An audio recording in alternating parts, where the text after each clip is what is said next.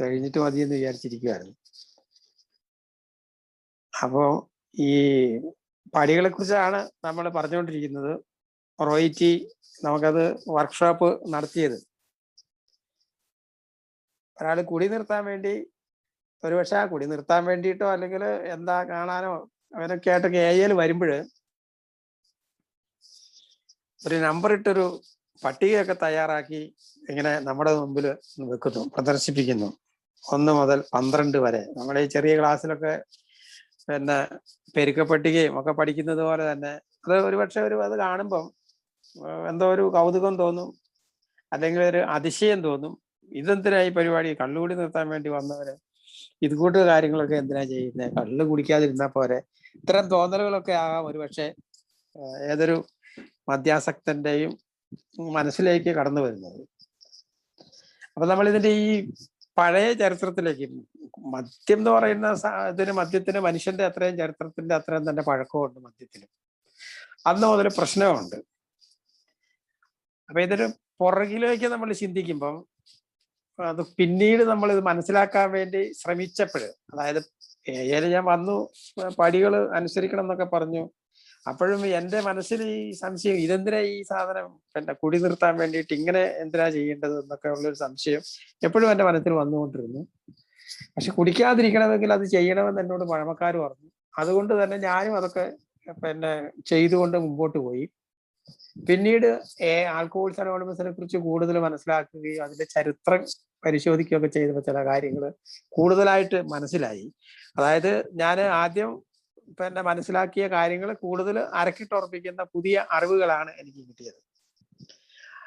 ചുരുക്കം പറഞ്ഞാൽ 1930 alcoholics anonymous തുടങ്ങുന്നതിന് ഒരു 5 കൊല്ലം മുമ്പ്, 4 വർഷം, 35, 4, 39, ഒരു 5 വർഷം മുമ്പ് അമേരിക്കയിലെ പ്രഗത്ഭനായ ഒരു ബിസിനസ്മാൻ കുടി നിർത്താൻ വേണ്ടി ഒരു മനഃശാസ്ത്രജ്ഞന്റെ അടുത്ത് ചെന്നു. കുറെ പ്രാവശ്യം ചെന്ന് കഴിഞ്ഞപ്പോൾ അയാൾ പറഞ്ഞു, നിങ്ങൾ വിചാരിക്കുന്ന പോലെ ഈ കുടി എന്ന് പറയുന്നത് ഒരു പരിഹാരം ഉണ്ടാക്കാൻ പറ്റുന്ന ഒരു കാര്യമല്ല. ഞാൻ ഒത്തിരി ആളുകളെ ചികിത്സിച്ചിട്ടുണ്ട്, പല സൂക്കേടും ഞാൻ ഭേദമാക്കി കൊടുത്തിട്ടുമുണ്ട്. പക്ഷെ ഈ കാര്യത്തിൽ ഒരു പണി നടക്കുമെന്ന് എനിക്ക് തോന്നുന്നില്ല എന്ന് അദ്ദേഹത്തോട് തുറന്നു പറഞ്ഞു. അദ്ദേഹം വളരെ യാതനാ സ്വരത്തിൽ അപേക്ഷിച്ചു, എങ്കിലും എന്തെങ്കിലും ഒരു മാർഗം ഇല്ലേ എന്ന് ചോദിച്ചു. അപ്പൊ അദ്ദേഹത്തോടൊരു മറുപടി പറഞ്ഞു ഈ മനഃശാസ്ത്രജ്ഞൻ, ഒരു മാർഗമുണ്ട്, അത് വേറെയൊന്നുമല്ല, മാനസാന്തരപ്പെടണം.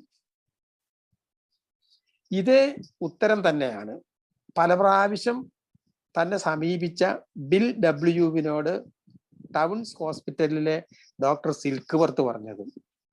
നിങ്ങൾ മാനസാന്തരപ്പെടണം, അതായത് നിങ്ങൾ ഒരു മാറ്റിമറിക്കലിന് തയ്യാറാകണം, അല്ലാതെ വെറുതെ കുടി നിർത്താൻ സാധിക്കുകയില്ല.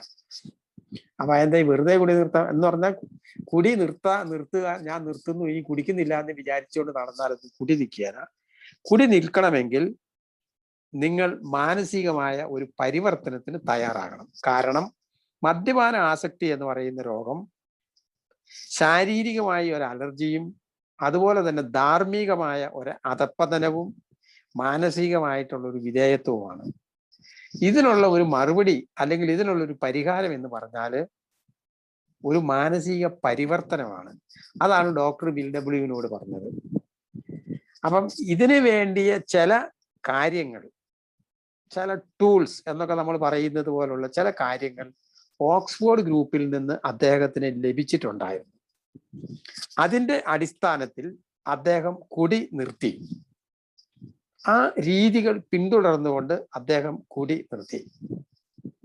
അദ്ദേഹം കുടി നിർത്തുക മാത്രമല്ല ചെയ്തത്, അദ്ദേഹത്തിന്റെ ഡോക്ടറുടെ അഭിപ്രായം അനുസരിച്ച് മറ്റൊരു മദ്യാസക്തനെ കണ്ടെത്തി അദ്ദേഹത്തോട് തൻ്റെ കുടി നിർത്തിയത് എങ്ങനെ ആണ് എന്ന് പറഞ്ഞു കൊടുക്കുകയും ചെയ്തു. തുടർന്നുള്ള വർഷങ്ങളിൽ അവർ കുടി നിർത്തി. അവർ 100 ആളുകൾ കുടി നിർത്തി. അവർ എങ്ങനെയാണ് കുടി നിർത്തിയത് എന്ന് ആൽക്കഹോൾസ് അനോണിമസ് എന്ന പുസ്തകത്തിൽ കൃത്യമായി പറയുന്നുണ്ട്. ചുരുക്കത്തിൽ, മദ്യത്തിൽ നിന്ന് മാറി നിൽക്കാനുള്ള വ്യവസ്ഥാപിതമായ കൃത്യമായ ഒരു മാർഗം കണ്ടെത്തി അത് ഈ ലോകത്തിൽ എമ്പാടുമുള്ള മദ്യാസക്തന്റെ മുമ്പിൽ വെക്കുവാൻ ബിൽ ഡബ്ല്യു എന്ന മഹാ മനുഷ്യന് സാധിച്ചു. അതാണ് ആൽക്കഹോളിക്സ് അനോണിമസിന്റെ 12 പടികൾ. ഇത് വില്ല് തന്നെയൊന്നും കണ്ടുപിടിച്ച് ചെയ്തതൊന്നുമല്ല. അദ്ദേഹത്തിന് മതങ്ങളിൽ നിന്നും അതുപോലെ തന്നെ അനുഭവങ്ങളിൽ നിന്നും അദ്ദേഹത്തിന്റെ സുഹൃത്തുക്കളിൽ നിന്നും ഡോക്ടർ ബോബ് അദ്ദേഹത്തോടൊപ്പം ഉണ്ട്. അദ്ദേഹം ആദ്യം സഹായിച്ചയാളാണ്. ഡോക്ടർ ബോബ് മറ്റ് സുഹൃത്തുക്കളുടെ എല്ലാം അനുഭവത്തിന്റെ അടിസ്ഥാനത്തിൽ അദ്ദേഹം അത് 1, 2 എന്ന് നമ്പർ ഇട്ട് 12 നമ്പർ ഇട്ട് ആ മാർഗം അദ്ദേഹം നമ്മുടെ മുമ്പിൽ വിൽക്കുന്നു. അതാണ് ആൽക്കഹോളിക്സ് അനോണിമസിന്റെ 12 പടികൾ. കുടി നിർത്തണമെന്ന് ആഗ്രഹിക്കുന്ന ഒരാൾ ഈ 12 പടികൾ അനുസരിച്ച് ജീവിക്കാൻ ശ്രമിക്കുക. വേറെ ഒരു പരിപാടിയും നടക്കുകയില്ല. വേറൊരു മാർഗം കാണും. പക്ഷേ വേറെ ഏതെങ്കിലും തരത്തിലൊക്കെ കുടിക്കാതിരിക്കാൻ സാധിക്കുമായിരിക്കാം. പക്ഷേ ഞാൻ എൻ്റെ അനുഭവത്തിൽ നിന്ന് പറയുന്നു, എന്നെ സംബന്ധിച്ചിടത്തോളം വേറൊരു മാർഗവും എനിക്ക് കണ്ടെത്താൻ കഴിഞ്ഞിട്ടില്ല. ആൽക്കഹോളിക്സ് അനോണിമസിന്റെ 12 പടികൾ അനുസരിച്ച് ജീവിച്ചാൽ മദ്യത്തിൽ നിന്ന് അനായാസം വിടുതൽ ലഭിക്കും. എന്ന് പറഞ്ഞാൽ മാനസാന്തരപ്പെടുന്നതിനുള്ള ഒരു മനുഷ്യന് അവന്റെ മാനസികമായ പരിവർത്തനം സാധ്യമാകുന്ന വ്യവസ്ഥാപിതമായ ഒരു മാർഗം. അതാണ് ആൽക്കഹോളിക്സ് അനോണിമസിന്റെ 12 പടികൾ. അതിൽ ആദ്യത്തെ പടിയാണ് മദ്യത്തിന്റെ മുമ്പിൽ ശക്തിഹീനനെന്ന് ഞാൻ സമ്മതിച്ചു. എൻ്റെ ജീവിതം അനിയന്ത്രിതമായി പോയി എന്ന് പറഞ്ഞാൽ ഈ മാനസാന്തരപ്പെടലിന്റെ ആദ്യഘട്ടം ഒരു സമ്പൂർണ്ണ പരാജയം സമ്മതിക്കലാണ്, ഒരു കീഴടങ്ങലാണ്.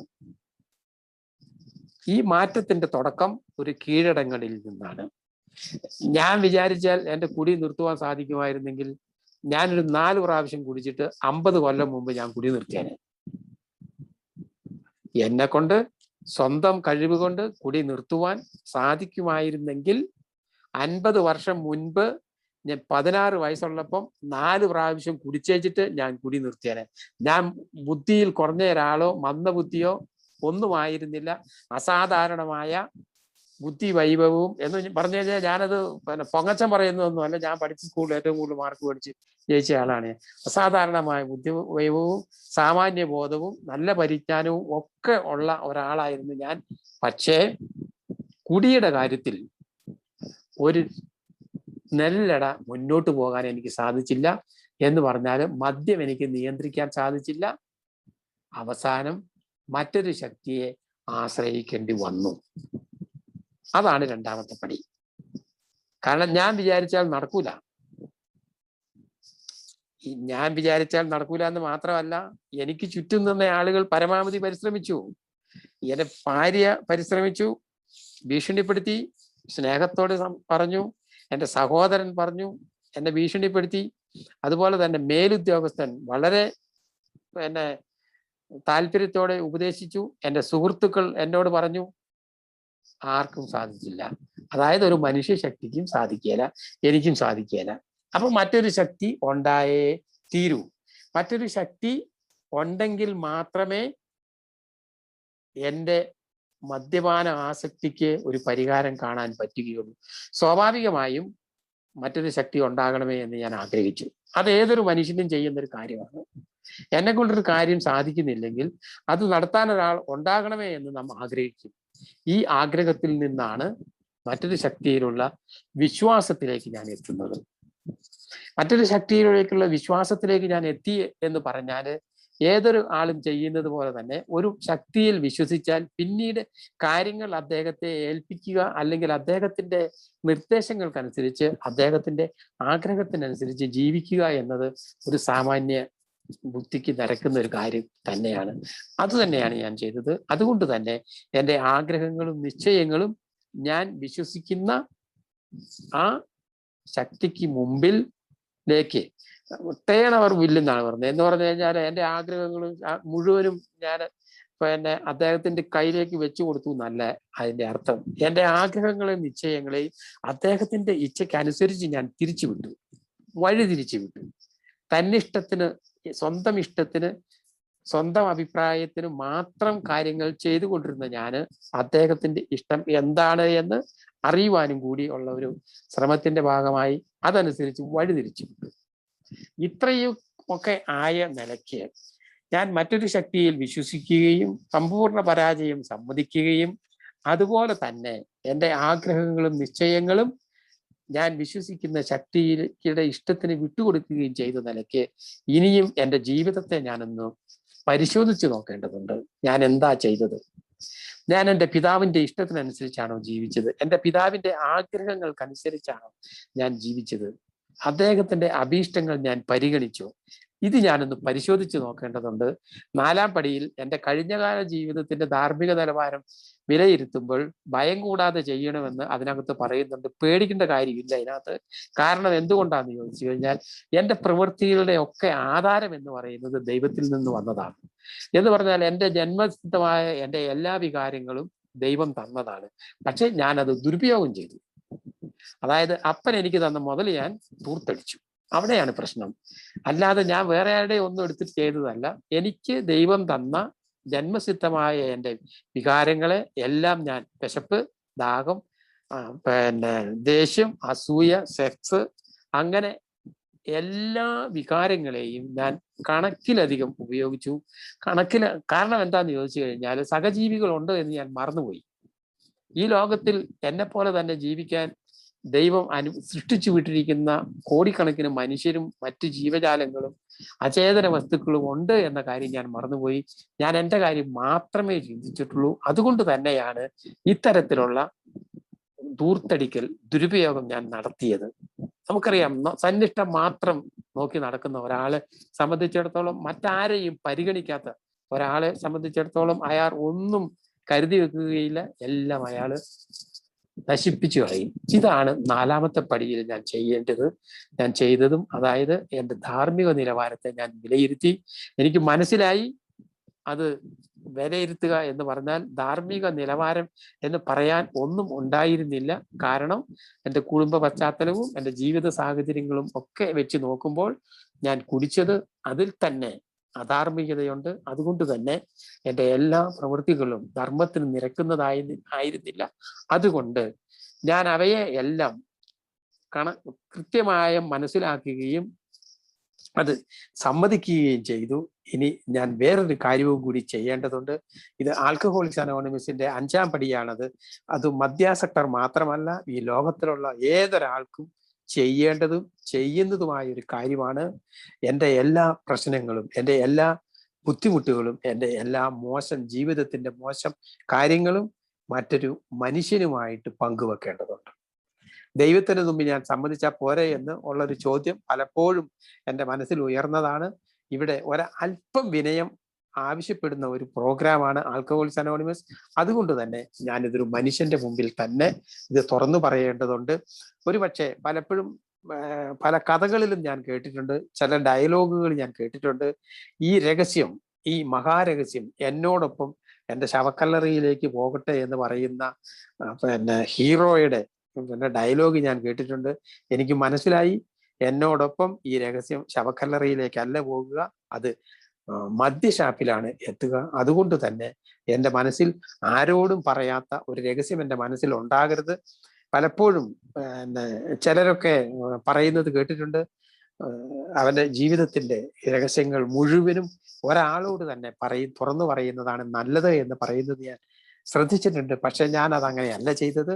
ഞാൻ എൻ്റെ ജീവിതത്തെ സംബന്ധിക്കുന്ന കാര്യങ്ങൾ ഒരാളോട് മാത്രമായിട്ടല്ല ഞാൻ പങ്കുവെച്ചത്. അത് ഒന്നിലധികം ആളുകളോട് ഞാൻ എൻ്റെ മനസ്സിലെ ബുദ്ധിമുട്ടുകളും എൻ്റെ മനസ്സിലെ മോശം കാര്യം, നല്ല കാര്യം ആരോടും പറയാം, നമ്മളത് കൊട്ടിഘോഷിക്കും.